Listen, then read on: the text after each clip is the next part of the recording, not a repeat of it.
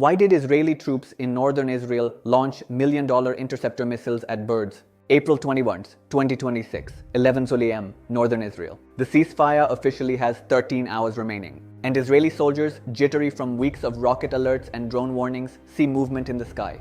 Their fingers twitch, their training kicks in. Interceptor missiles scream upward at birds. This is not comedy, this is diagnosis. When a military fires its most expensive defensive munitions at wildlife, the pathology is not technical failure, it is psychological fracture. The soldiers are not incompetent, they are exhausted, hypervigilant, and operating in an environment where the distinction between peace and war has dissolved. The ceasefire exists on paper in Islamabad and Washington. On the ground in Galilee, it never began. The architecture of this incident reveals what official statements conceal. Israel's security cabinet approved the Lebanon ceasefire at Trump's request, but clarified immediately that the job is not yet done.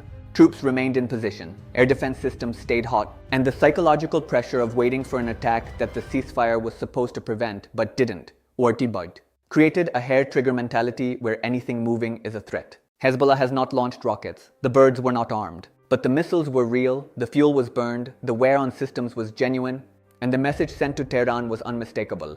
Israeli forces are too afraid to distinguish between peace and war, too exhausted to maintain the discipline that accurate threat assessment requires. This is how ceasefires collapse, not through grand violations, but through accumulated micro-failures.